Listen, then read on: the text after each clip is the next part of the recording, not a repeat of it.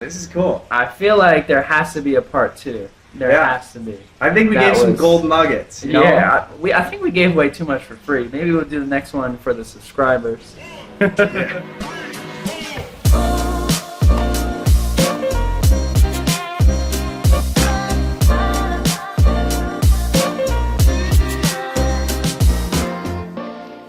Hey guys, we have a very special guest today. For my money anyway, this is the best land, RV, and mobile home broker that you're going to come across. Mitch Gonzalez. To your kind, Kevin. So, Mitch Gonzalez, I'm with Yale Advisors. We are a brokerage group based out of Miami, Florida, that focus on mobile home and RV parks. We've got 10 guys and gals across the U.S. that cover different regions. So we've got a market specialist in every market. I specifically focus on land and development deals. That ends up being the Carolinas, Florida, Texas. But I get to play in everybody's sandbox with kind of a market expert in that area. But yeah, that's a little bit about me. Oh, I like it. So, right now, especially here in Florida, mobile homes, RV, they're such a popular choice. What do you feel is driving that? Just the demand for RV and mobile home parks in general. Yeah. It's a niche market. You know, I think a lot of groups coming from multifamily, industrial, they're used to a little bit lower yields. You know, there's a little bit more of a spread in the MH, especially in the RV world too. MH has been a little bit consolidated, but the RV world, there's a lot of room left for institutional players to come in and buy up a lot of these mom and pops. So I think that's what's driving a lot of demand. Gotcha. Do you think housing, the concerns over housing, and what's going on in the economy, how has that played into the demand for mobile home? And I'm assuming you've got, like you said, institutional is new to the game for mobile homes relative to... Probably relative to other markets. For RV, it's kind of barely touched. It's just starting to get institutionalized. Wow. Yeah. Which, I mean, when you're investing in a stock, if you can get in before institutional money, it's usually a good time to get in. Do you feel that way about private owner-operators now, or you know, the average Joe Schmo who's thinking about getting into RVs? Are they getting in before the wave of institutional, or before the wave of people that can't afford a house at these interest rates? Mm-hmm. Well, so you've got two things there. So from the buyer perspective, the actual assets, and then like the retail consumer that's actually using these products, like buying mobile homes, living in them, buying RVs, either going to resort with their family or staying in them as like workforce housing. So you've got like three buckets there. So I'll touch on MH first. MH is a great alternative housing solution to what stick built is. A lot of the times that's going to be the lowest cost housing in the market. So, you know, if stick builders are building homes for $300 a square foot, you know, you're going to get a lot cheaper product on the MH side, and it's a lot more affordable. That's from the consumer perspective, MH. So RV, then you've got the two buckets for RV. You've got the transient, the hospitality space, that's your KOAs, your Margaritavilles, your resorts. What's KOA? KOA is a national campground brand. Okay. Yeah, they're pretty popular. Margaritaville is a newer one that's kind of been a flagship rolling out across the country. Those are crushing it in markets. But those are your hospitality-based RV products. That's, you know, with rise in prices for everything, where are you going to go with your family for vacation? So we're seeing a lot of folks that live in, you know, cities like we're in now, Tampa, Miami, Jacksonville. You live in the city or the suburbs, you've got a family of 5, you want to get away for the weekend. It's easier to pack up everybody in your RV, pull in an RV space, and have like a weekend getaway for the family. It's much cheaper option than a lot of other options for travel. Do you guys have any metrics on RV sales? Yeah, depending on the market, like we'll know just general, and that's the benefit of us having the market expert in every region. I think the last year we underwrote like 400 deals. So we had P&Ls for under 400 properties, 110 of which, you know, we sold and financed last year. So we're seeing a lot of deal flow, and because of that, to answer your question, we do have a lot of data, and we go based on a per revenue per site. So annual revenue per site. So like, say Jacksonville, Florida, we know the typical blend of hospitality and long-term stay RV parks are going to do about 10,000 gross revenue. So that's kind of a good benchmark for when you're developing new product and kind of back into what you can pay for land and hard costs to build that product as well. Right. And we'll save the boring land part for later, but that is a crucial piece that very few people understand. Even myself being a broker and dealing with a lot of other brokers, land is always the piece of the puzzle that very few people know how to evaluate it. Very few people know how the zoning, the impact fees. So you're very knowledgeable about that. We'd like to hear about that. But what about like individual RV? And do you see, or do you guys have any metrics that, hey, the RV dealership down the road is selling way more units than normal. We should put a park in over here. Or nationwide, are RV sales up? Do you guys have any insight there? Yeah, I mean, we've definitely been looking at numbers. Post-COVID was a boom. And during COVID, that was your only, when everybody was trapped in their homes, that was your only outlet. So you saw a huge spike in revenue on a lot of that post-COVID. It's been settling down since then. I would say you're probably looking at and this is very market dependent, maybe from that peak, we're seeing like a 20% drop, but that's still, how much an was it up? increase from 2019. It depends on your property, but there's a lot of guys, your RV park is full. You're doing well. Right. Yeah. But I'll try to, when we talk about the land stuff, I'll try to spice it up and I'll make it work. Okay, so a lot of people don't appreciate this. I'll have investors ask me, what's the difference between RV and mobile home park? Yeah, so we tend to group them in the same bucket, Yeah. which is, it's not the same product, but they're both land lease businesses. There's not much brick and stick on the property. You've got underground infrastructure, which is your utility lines, your water lines, your electrical, and then you've got your roads. So that's kind of the similarities between the two. Everything else, the business models are similar, but different consumers, different products. So they're similar based on the infrastructure standpoint. How would you compare cap rates? If you had the perfect piece of land for both, which one would you do? Perfect piece of land for both? It depends, man. For if I was developing. Yeah. Okay. So if I was coastal Florida developing a brand new, maybe kind of 100-acre site on the water. Actually, I have a deal just north of Tampa that's about 450 RV sites. But I would do RV if it was my money. Okay.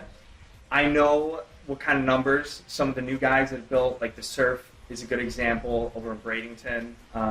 Zeman Group did that one. They're crushing revenue numbers. They're doing probably 2x whatever the market average is per space.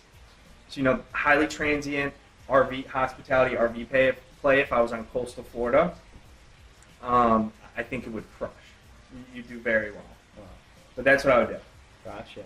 And your infill's a lot faster. So as soon as the problem with development is you're married to this project for 2 to 3 years, or 3 to 4 years, with maybe not seeing any cash flow. So you're sinking money into land, you're sinking money into soft costs, you're spending money on engineers, contractors, the whole nine to hope to get a payday at the end.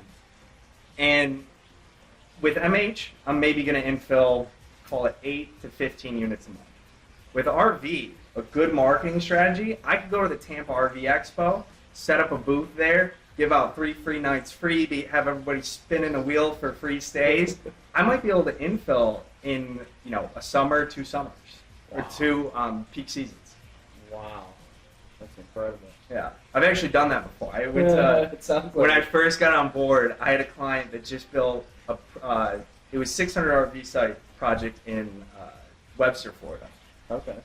Kind of off the beaten path. Yeah. It's definitely a destination. A lot of long-term stays there, but we had 55 reservations off of the 2-day event. Yeah, just a little booth setup too. Wow. So there's ways to get creative. How would you compare property management in, say, multifamily versus RV and MH? I guess you're gonna have to answer Yeah. every question twice. So for property management on the hospitality side, Yeah. there's a few good operators, but there's definitely room for more. There's some. I don't. Should I be name dropping? Yeah, Why yeah, not? let's name drop. Give everybody open kimono. That's what I like to say. Open the kimono. Blue Water Development has done a great job in the hospitality side for RVs. Okay. They came over from the hospitality space on the hotel side. Okay. So it was complementary for them to go to the RV side. Because your transient, your hospitality RV, it's going to be very operations intensive. Your expense ratios are going to be higher. You're going to have more staff. It's higher turnover, but it's also higher revenue too. So there's a few good property management groups, but I think there's room for a lot more. There's definitely, there's no one that's kind of taking over and crushing it. Huh. And then you've got your long-term stay RV. That's your workforce housing, your transient, or your contractor housing, or just folks that retired, from the Northeast, wanted to get an RV, sold their home, got an RV, and are now living in campgrounds. So that's going to be a little more long-term stay, and that's probably closer to like an MH operation. So, I mean, that's ideal. Like when you can have an RV park, long-term stay, everybody's on wheels, you get similar pricing, similar stabilized expense ratios to MH, but it's a little easier on the operations side. Okay, now explain on wheels, Mhm. meaning they're not foundationally attached to the land. What are the advantages there for an operator? Faster infill. Right. I think you can market the product type and get a lot more people. You can have. I had this one guy in Louisiana. He had a FEMA contract, so Okay. he had a full park for a while. FEMA contract ended. They all left. He called me the 1 month. He's like, dude, everybody's gone. I'm like, oh, that sucks. A month later, because he was talking about selling the property, he called me again. He's like, you won't believe this. I had 40 guys rolling yesterday. Troy Construction just got a bid down the road for one of the plants, and they've got 44 workers that came in yesterday, and they're probably gonna have another 100 more in the park. So, Wow. you with that workforce housing, you can infill a lot faster. With homes, if I was selling mobile homes, I got to permit the home, I got to bring in the home, I got to market it, I got to sell the home, and then I got to collect the lot rent. So there's a couple more steps, Wow. a little more friction to getting that sale. Say the least. Huh. That's interesting. Yeah. I didn't think about that. So, okay. Now, what about for the smaller guys or guys that are just getting started? What would you say that they need to look for in land, that they need to be aware of for property management? Mm-hmm. And how, like, a lot right now, multifamily struggling, Yeah. right? That everybody knows that. They're looking elsewhere. Mm-hmm. So there's going to be multifamily guys listening to this right now. What would you say to them? Here's how to look for a good deal. Here's how to manage the property. And here's my number. And my name is Mitch. Yeah, absolutely. So if you're coming over from the multifamily space, I mean, the best thing you can do is just get your first deal under your belt. It's like anything else, right? Get the first property, kind of use that as your case study, and see how you want to operate it from there. Especially in the RV side too, it's a little bit uncharted territory. So there's room to turnkey these operations and innovate a little bit to get these things running very well. So I would just buy one, get your case study in, and to give myself a little pitch here too, look at your due diligence. I think, one thing that we do differently, we have very conservative underwriting. We're a brokerage house that specializes specifically in this product type. So we have a lot of data concentrated in just one spot. So when you're looking at our due diligence, our offering memorandums, they're going to be good. Silo, I'll give him a shout out, our senior analyst, he's the man. Like he knows expense ratios for insurance. He knows your tax reassessment in year 1 or year 2 when you're going to get hit depending on your market. He's going to be very on point for putting together those numbers. So you got to be able to trust your broker when you're buying these deals and getting into a new space. I think that's essential when you're doing that. No, that's huge. That's absolutely huge. probably a lot harder to do a deal direct if you're coming from a new space. So you recommend don't try to develop your first deal. Grab something existing, try to add value. Is that what you would say? If you want to get a handle on operations, I would buy something existing and add value. I think that's a good point there. But on the development side too, if I was a storage developer and I already knew, how to put in the roads, how to put in the underground, I would jump into RV development for sure. I mean, I've been seeing them combine more. What are your What's thoughts that? there? Storage and RV. I've seen a few of those too. We get a lot of those in Texas. Yeah. It's definitely good. That all boils down to land use. So, and I'll Zoning. touch into that too. But when you're getting a lot of times, depending on the muni code, if I've got RV campground and zoning, Right. in whatever municipality, so I've got a piece of dirt. Maybe it's zoned agricultural. I need to get it to RV campground. I need to go through a land use change, and that RV campground zoning might not permit storage. So though storage is a great idea, and maybe you could put sheds on the sites, Right. depending on what the municipality allows, you might not be able to just have a pure storage play on a portion of the property. Right. So you got to kind of start from what they'll let you build, and then back up from there. Makes sense. I'm wondering too if RV creates a need for storage because obviously you can't bring all your stuff with you. That's a good point. There's definitely, and I've seen that too. Like a lot of parks will have the long-term stays. Like I've got the one I did info for at the RV Tampa Expo. That was a long-term stay property. All those guys, everybody there leaves their camper there all year round. They've actually got a wood shop set up on site. So you've got a lot of these guys, who are retirees, Right. building decks for next to their RV. You got them building sheds in the back. Like they're kind of making their own little home on the property. Yeah. So depending on your, there's definitely a need for storage. What would you say has been a surprising trend, kind of like that you've noticed that only somebody that deals with a lot of these parks would notice? So a surprising trend I'm starting to see is on the hospitality side. You've got these flagships, like I mentioned, KOA, Margaritaville. There's a few others. Moonshine over on St. John's River. These guys are creating destination locations for families and they're taking what would have been like a trailer park, an RV park where you bring your camper in. Right. Maybe it's a little seedy. And they're putting amenities. They're making it nice. They're making it family friendly. They're rating. So if an RV rolls in, sometimes they'll even say like, okay, if it's we don't want anything before 2005 or something, or they'll want to see pictures of it before it rolls in and keep the communities nice and clean. So I think there's a lot being done on the hospitality side to like generate that extra revenue. So that's where you're seeing. Interesting. If market is $10,000 a site in Jacksonville, Right. if I want to do 20, I got to come up with some sort of gimmick. Maybe I got to have a golf course. And Full don't house. do a golf course. Yeah, but don't do. That's my only tip. Don't do a golf course. Why do you say that? If you're stuck, I see this a lot of times in PUD. So there's land use change, and then there's a planned development. So a PUD, some sort of form of that is I want to do a golf course. I want to do an RV park, and I pitch that to the city. You get stuck with whatever the PUD is. With the land use change, I've got the RV campground zoning. I can build with any site plan that fits within that zone. Mm-hmm. The PUD, once I submit that site plan, it's stamped.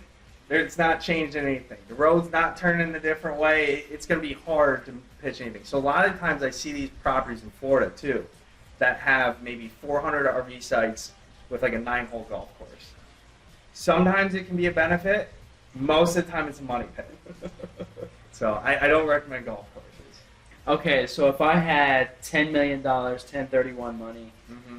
and I said, Mitch, should I value location or amenities more? Mhm. I'm looking at a great park in the middle of nowhere, great amenities, or a park that's like near the ocean, near the highway, but I can't expand. I can't do amenities. Mm-hmm. which one would you do? Existing near the highway? Yeah. Location or amenities? If you could only have one. Mm-hmm. That's a tough one. Location, real estate is all about location. Trumps Yeah. everything. Okay. So I would say location first, but there's a lot of guys that are breaking. Like Keystone Heights is a good example. They're on their way to like 1,000 spaces over there, and they're kind of probably would be like a tertiary market, but they're crushing it. They're probably doing. I don't know what their numbers are, so I won't say anything, but they're doing well. So there's definitely been some projects that are in tertiary markets that have done well. And that's the thing, too. When you're building new, there's not a lot of new product. We're the only asset class with probably negative deliveries. Like people are, redeveloping these things and other uses. We're not the highest best use. Right. MHRV, if I can build an apartment building, it's probably a better use, probably a lot more dollar for my per square foot than an RV or mobile home park. So Right. there's definitely room. I would say location first, but you can get away with having great amenities and creating Okay. a destination location. Create that destination. Yeah. Spend that money on marketing. Yeah, it's bigger risk, But tail wagging the dog is regulatory. If you can, I'd love to build RV parks all over Tampa, but you're just not going to get them approved. So there's a lot of not my backyard mentality to the product type. Gotcha. So let's talk a little bit more about mobile home parks then. What trends are happening with mobile home parks? What do you see there? What do you recommend people look for if they want to do strictly mobile? They're like, Mitch, I don't want to market and create this destination. Mm-hmm. I just want long-term renters. Yeah. Hell, maybe I even want to just lease the land to them and mortgage the mobile homes. Yeah. Park-owned mobile homes versus tenant-owned mobile homes. What's the difference there? What do you recommend? Yeah. So your lowest park-owned mobile home parks are when. So say I have a 100-site mobile home park with all park-owned homes. That means all the land and the home is owned by me. So I'm basically running a horizontal apartment complex. So you're not your best option. Your perfect option, which is going to be, I won't touch on this. We can dig in the weeds if you want to. Like agency financing. Not an expert on this, but we have a finance department that is. Okay. You want to. I think they max out at about 40% park model. So you typically want a park that's 60% tenant-owned homes, is what we call it. So the tenant owns the home, and then they rent the lot that it sits on. Low maintenance business, low management. If a toilet breaks, you're not fixing it. You're just providing water, sewer, and electric to every site. That's the best business model you can get into. Gotcha. Less management. Yeah, less management for sure. Now, what are your thoughts on this? I have a guy that has a lot of mobile home parks in Texas. His strategy is he mortgages all of them. Yeah. He takes depreciation. He's a pilot actually, so he has a lot of W-2 income that he offsets by buying the mobile homes, remortgaging them. He doesn't do credit checks. He doesn't do. He doesn't care. He says, look, if you can put down 15%, you're in. Because a lot of these people won't qualify for homes, apartments, whatever. Yeah. And he says, to me, my downside is they can't pay the mortgage and not have to evict them. Well, they've paid 15%. Their demand's there. Someone else is going to come in and pay 15%. Yeah. In fact, I hate to say it, but I've made some good money on folks paying 15%, getting kicked out. The next guy pays 15%. How do you feel about that kind of slumlord strategy that I've heard a couple people using in mobile homes? Are those land home sale packages? Yeah. Or are they mobile home park? Okay. Yeah, so he owns the land. He owns all of the mobile homes. In fact, if someone puts a mobile home up for sale, he very quickly sends them a cash offer to maintain his ownership of them so he can keep deploying that strategy. Okay. Do you know if they're deeded lots? Like they're subdivided? They are subdivided, and by deed, do you mean like a restricted community? Like they can't build fences, they can't do sheds? Yeah, any sort of it's on a parcel. So like if I looked on the GIS site, it would be a square box around Yeah. home. Yeah. Okay. So I mean, that's a great strategy. I got a buddy in Alabama that does it. But But you need a lot of capital for a strategy like that. you need capital. It'd be interesting too, because you're putting a lot of cash to work. I've seen it work. At the end of the day, if I was going to do that, if I wanted to own the paper on the homes, and I'll talk about mobile home parks for this. Okay.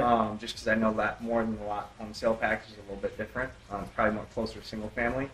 But for mobile home parks, if I want to do an all tenant owned community, and guys do this. I've got 100 sites. I bring in 100 mobile homes.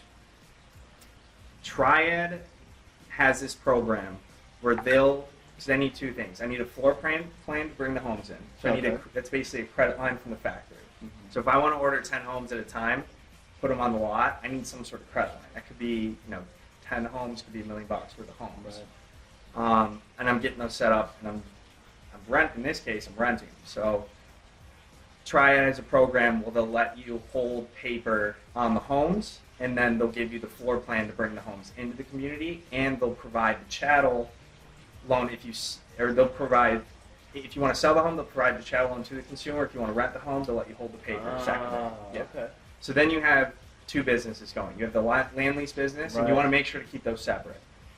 You have the land lease, which is its own entity, and then For liability or for liability for sale purposes in the future. Okay. You want to have those broken out. The worst thing to do is if I had all park owned home community is have just one number on each of the homes, because then I'm have to look at market lot rent to decide how much of the rent are we allocating towards the lot. You want to separate those streams of income, and that'll help you later down the road towards sale. Gotcha. Yeah, Cool. that makes sense. There's a lot in there. No, that's awesome. Because a lot of people don't think about that, and a lot of people don't realize that the land is a separate business from the mobile home. Yep. Yeah, and that's the business you want to be in. You want to lease land. Because It's hands off, man. completely hands off. Toilet breaks, light goes out. You don't want to be fixing it. Wow. That's incredible. So, okay. Let's talk about land. Let's go. This is my favorite. I don't know if this. I won't do a land deal without talking to this guy first. Too kind. So, without further ado, what do you look for in land?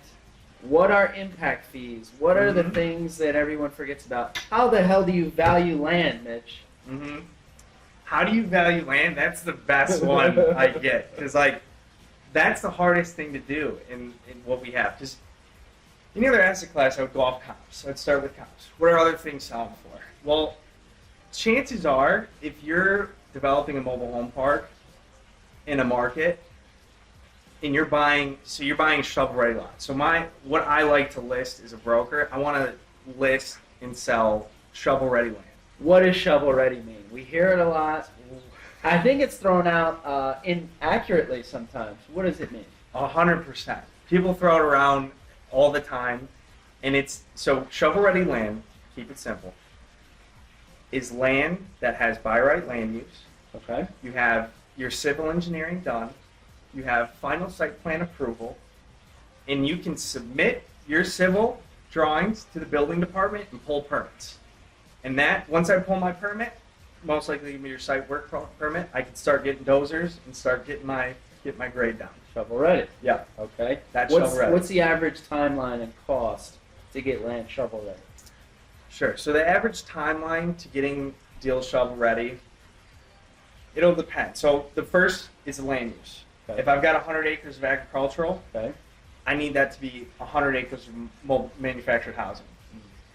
That's land use change. That can take 6 to 12 months, depending on what municipality you're dealing with. Okay. If I'm in Marion County, Ocala, they're probably going to be a little more friendly than if I'm in the Tampa area. Right. Just depends on where you are. So that first step, land use, 6 to 12 months there. Second step. And real quick, Yeah. how did deal fall apart at that step? Mm-hmm. In Gibsonton, Okay. because it was near the coast, Yep. the elevation was too I low. think I remember this. Yes. So what does that mean? What's the, and apparently there's a distinction there between RV on wheels Yeah. and a slab mobile home. Yeah. So what are the elevation requirements, and is it different by the coast, which you would assume is more valuable than inland or central Florida? Did you have, was it in floodplain? Is that the issue? No floodplain, but it was a coastal hazard. Interesting. Yeah. I don't know if I've heard that one before. That might be unique to coast. And that's the thing with development. Like, Right. you don't know unless, so, Right. with that deal, so you just couldn't have the right elevation. You might have been It able to would, do, well, that's the other thing. The speculation was, Mhm. based on all the information that we had, which was dated, Mhm. that it was 3 feet of fill was needed to get it where Yeah. it needed to be. Yep. Engineer went out 8 feet of fill, Yeah. which was about almost a $3 million difference, I think. Yeah. It's a Apparently, dirt is very expensive. live and die on site work. Development is site work.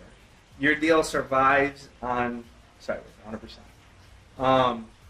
With that too, I mean, I had a deal in Lake Wales. It was 115 acres, approved for 650 MH sites. At one point, we had $1 million worth of extra dirt that we needed to move. So we needed to either mine it, sell it, or dispose of it in some way. That is a perfect situation where you can make a problem into, a solution. We took basically 1 million, what was it? 1 million cubic yards of fill that needed to be excavated off the property. And we found a mining company in the area that would take the dirt at a royalty. So they would give us a 15% royalty, mine the dirt, take it off site, and then we would just have a timeline to get that dirt off site. So what would have cost, could have cost 12 million. It could have cost, I had one group that bid it out at 20 million. So that's just your difference in site work. To now it being like a $3 or $4 million cost, and I think we're making some money. Wow. So you can make a lot of money off site work, 100%. But it can also make deals fall apart, like you're dealing with Gibson. Yeah, sure can. Because the numbers didn't make sense anymore. Yeah, it's the tough part about development. But finish up wrapping your question about the timeline. So land use change, 9 to 12 months. Getting approvals from there, getting to the point where you're shovel ready, getting your engineering, getting your SWIFT mode approval. If you have wetlands on the property, you might need to apply to DEP, Army Corps engineers, so that you can get your buildable acreage. They want to know if you've got wetlands, it's protected. Right. They give you a buffer, so you need to get your buildable box around that buffer. Endangered species. Endangered species. If you have an eagle on your property, good luck. Eagles are. I had my dad's been in development for a while. He told me a story about the deal he did in Fort Myers maybe 20 years ago.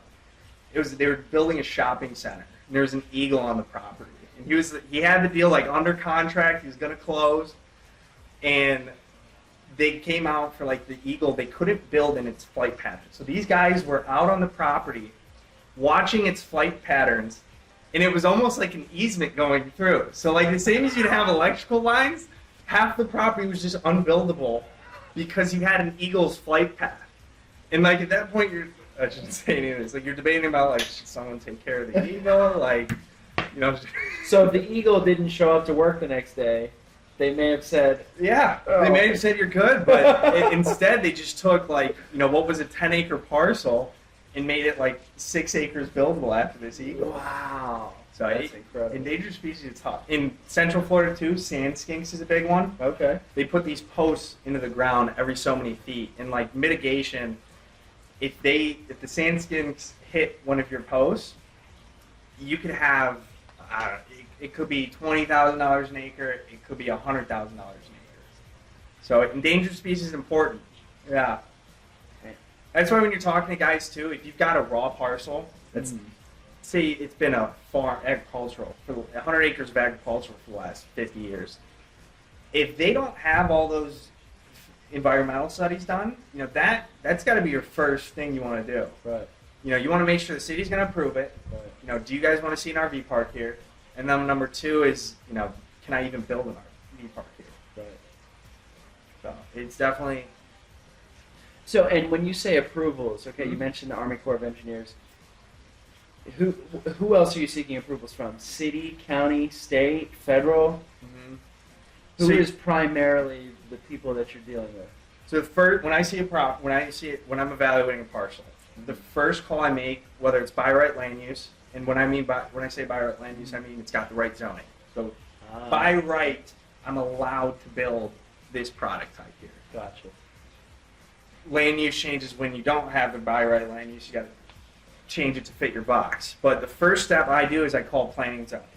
I talk to the lady at the front desk or the guy at the front desk and say, hey, I'm looking at parcel number XYZ. They pull it up in their database.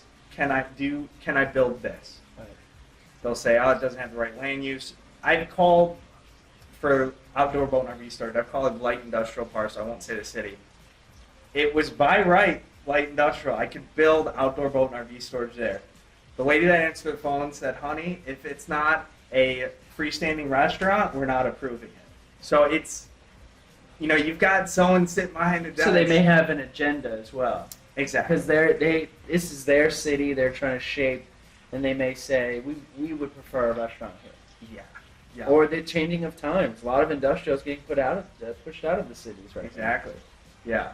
So it's definitely. How about it's having a big the impact. orange groves, Mm-hmm. especially in Central Florida? Have you seen any trend with? I mean, Florida's essentially lost its oranges. Yeah. That's a lot of land. I heard that market's tanked. Do you know anything about Oh that? my gosh! Well, we represent some of the clients that own a significant portion in Central Florida of the oranges. Back-to-back years, Florida lost 99% Yeah. of their orange production because of that disease. And a lot of people don't know this. Most fruit, Florida oranges included, they're cloned. It's the same fruit. So if one disease affects one, Yeah. the entire supply of oranges is now compromised. Yeah. So one of our clients is actually a doctor working on the cure, and he said there's little to no hope at this point. We're actually helping him in Frostproof, Sebring, a couple other places in Central Florida, rezone his orange groves to RV, mobile home, industrial, and they've been pretty accommodating because Yeah. I mean they know that he Can't can't do anything else. He's kind of screwed, and he's not a developer. He's Yeah. not an industrial guy. He's not going to do an RV park. He's a botanist, I think they're called. The Yeah. doctors who work on plants. So I was curious, and this just happened the last 2-3 years, so Mhm. maybe it's a trend that hasn't hit yet, but that's a lot of land that's now just up for grabs, and Yeah. maybe, I hate to say it, maybe you can grab it pennies on the dollar. Yeah. It's interesting you say. So that's actually a good person to reach out to me for if you have citrus, agricultural land, and you either want to retire, sell it. It's probably been a family asset, or you're in the situation where it's citrus and you can no longer monetize off citrus. You can get a number for just selling it as is, Okay. but if we shoot for use and get it ready, shovel ready for a development use, what would take, maybe if you were selling for 30,000 an acre before, maybe now you can sell for 60. So there's a lot of value to be created on just Gotcha. getting that entitled value, shovel ready value. Makes sense. Yeah. And there are investors who will take an entitlement risk. There's groups that'll take entitlement risks. Those are groups that are usually wanting to buy the farmland and zone and get it approved for a certain use. Then there's groups that don't want entitlement risk. They want to buy shovel-ready land and then build the project. Sometimes build it, sell it, build it, fill it. Now, as a broker, like in this particular case, he's asked me to sell this. It's actually a significant amount of land, but certain parcels. There's 40 acres in downtown Frostproof. My job for any seller is to qualify the buyer. And people may not think of this, but I have a guy who's never developed anything before who offered asking price. Yeah. As a broker, I'm not comfortable going under contract with that guy, nor is the seller, because he's seasoned, going under contract with that guy because he doesn't have the experience to get it entitled, to get his plans approved.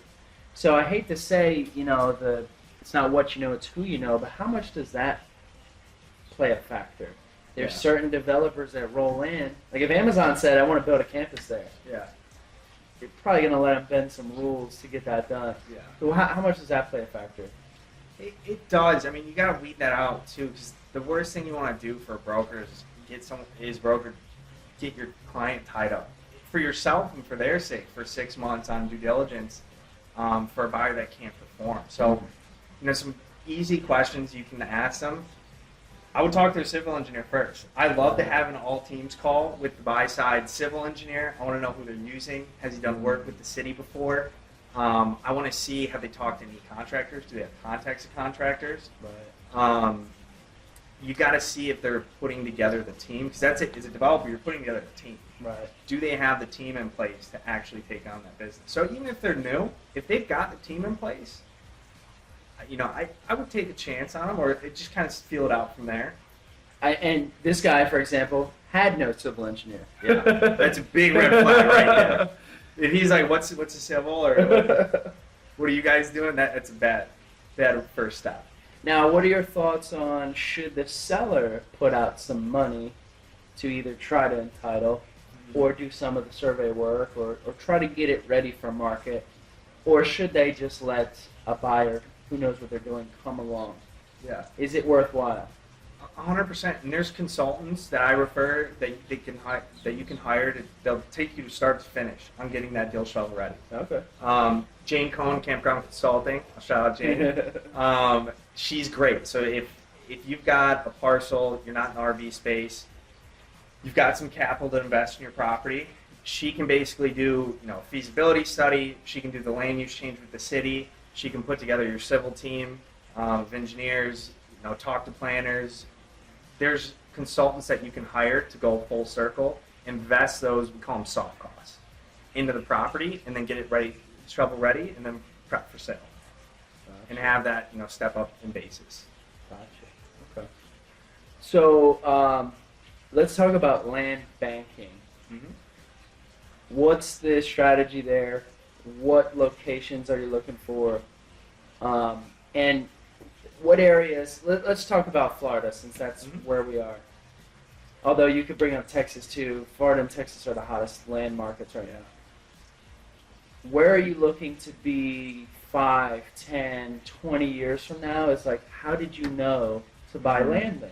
Yeah. Or maybe it's not, it's agricultural now, but you can see the writing on the wall. Hey, in 10 years, they're going to have to rezone that. That's where it's going. Like Lakeland, between Tampa and Orlando. Yeah. It's going to be the next DFW.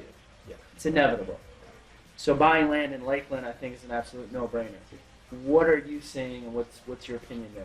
Yeah. No, Lakeland, Winter Haven, Lake Wales, that whole, a great way to see trends like that. If I'm evaluating land in an area, I'll give a gold nugget here. So go to newhomesource.com. Okay. You type in your zip code. That's where most of the new single-family home builders post their product. So if I'm building a community in a market, you'll see like 4 dots of communities around that zip code, maybe a 25-mile radius. And if the home builders are going there, it's an easy kind of formula for me to be like, okay, I can build an RV around each part, no problem. If they can sell $300,000 to $450,000 brand new homes, they've already done the DD for them. Wow. Yeah. So similar to any kind of business, you just follow your competitors. Yeah. Huh. So that's an easier formula. Now, what about proximity to arteries like highways and things like that? What do you look for there? So for RVs, you definitely want to have access to highways. If I was doing something tertiary in a destination location, I want to be as close to the highway as possible, or at least close to access as possible. Because I don't have those amenities like a big city or restaurants to attract people naturally. So you gotta have those traffic ways. How do you feel about lakes versus ocean? There's a ton of lakes in Florida. Yeah, water features are great. I think for any property, people like being on the water. I mean, that's where we are now. True. It's a good lifestyle, man. Do you think there's a better bang for your buck for a good-sized lake that you can take a boat out on versus the ocean, which arguably is overpriced right now? Ocean's always going to be overpriced. And again, with our product type, you're not the highest and best land use.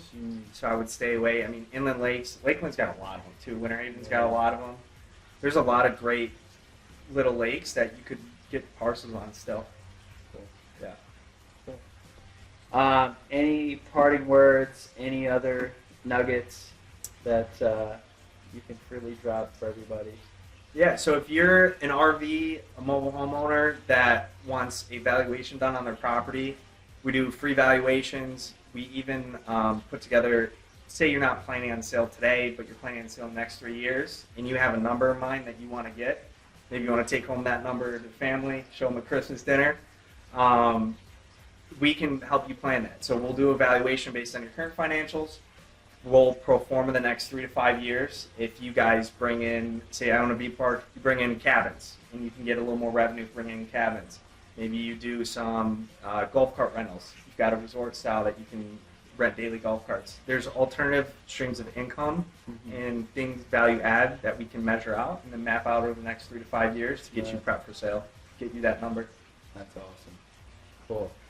I'm going to put your business card up on the screen if you want to tell people the best way to get a hold of you. Yeah, so what do you mean? Name, number, email? Or? Yeah, whatever you prefer. You prefer text, email, call? Yeah, so I mean, text, email, call, number 734-447-6952. I mean, we'll probably pop that up there. M. Gonzalez, MGONZLEZ, at YaleAdvisors.com. But yeah, those are a couple ways to get a hold of me. Awesome. Well, thank you so much, Mitch.